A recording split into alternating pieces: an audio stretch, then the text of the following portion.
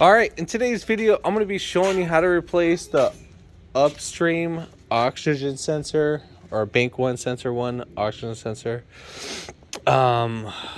Basically, we have a customer complaint. Check engine light is on, and we have a code for p0135.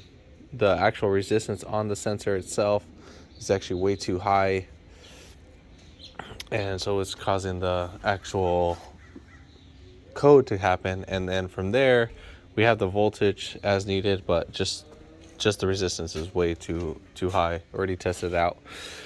If you haven't already, give it a thumbs up, comment down below if you have any questions, and hit that subscribe button for more upcoming videos in the future. And we're going to go ahead and start this video right after the intro.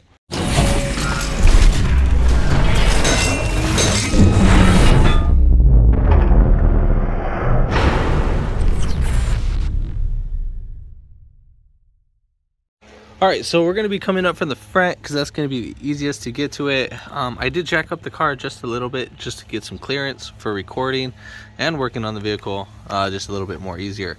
Part number for this one is going to be 234-411. These are not expensive. These are really cheap. And make sure, and I mean make sure you use Denso. It's the OEM one. Either Denso or NTK, you'll be fine. Do not use Walk or do not use Bosch. Trust me, it's just, again, right there what it says, first time fit. And you want it done right, and Honda is very notorious. If you run any aftermarket oxygen sensors, they do not run right. So for 50 bucks, whatever, I mean, it's worth it. All right, so coming right here from the front, we got our oxygen sensor. So our cat, that's our rear. At the cat of the rear, that's going to be the bank 2 sensor 1. I'm sorry, bank 1 sensor 2, and then we have bank 1 sensor 1. This is the one that we're going to be replacing. So just remember, it's the one right next to the oil pan. That's the only one that we need to worry about, and nothing else.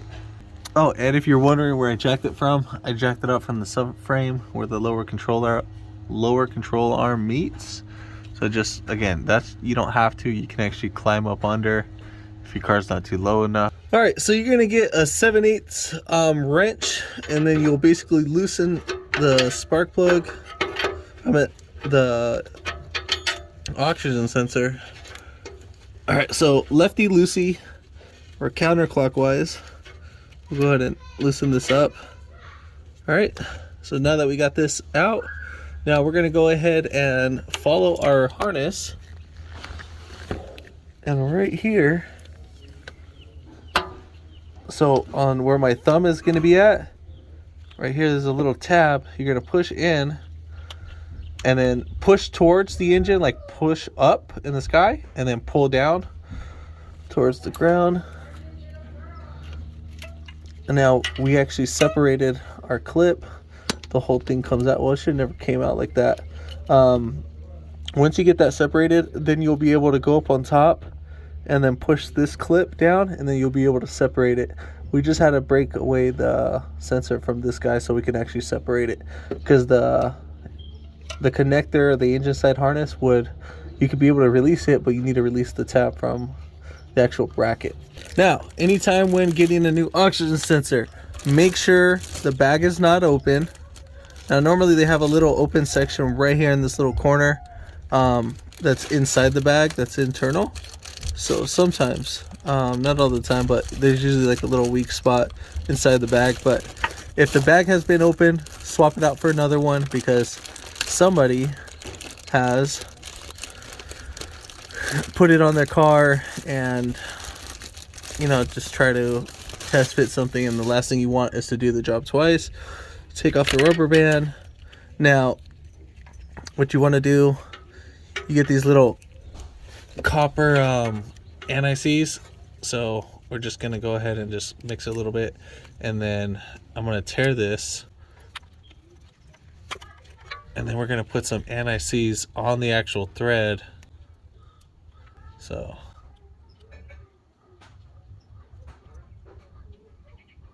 So I would say that should be enough. Do not connect your harness yet. Do not connect it. So we're gonna go ahead and I'm gonna spin the harness as we spin the oxygen sensor, because I don't want the wires binding up, and that would cause the oxygen sensor to prematurely wear.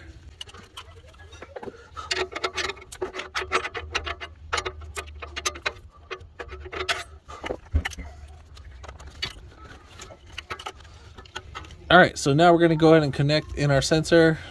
So you connect the sensor and the harness together. Make sure you hear it clip, try pulling it back. If it doesn't pop out, then you're good. And then we are gonna go ahead and put our connector on the actual bracket. So you might need to just pull down just a little bit just to get it in, and then just wiggle it right in there, and that's pretty much it. So at this point, you'll go inside the car and then you'll clear the check engine light, and then that's pretty much it. Once you clear the check engine light, you pretty much reset your fuel trim adapters.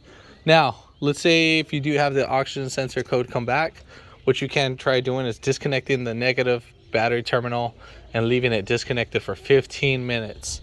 And then that'll reset all the capacitors, drain everything, and everything in the computers to reset the fuel trims. If it still comes back, then you got some other issues going on. Check your wiring, if that. So just wanted to keep that in mind. But if this video helped you out, give it a thumbs up. Comment down below if you have any questions, and hit that subscribe button for more upcoming videos in the future. And thanks for watching.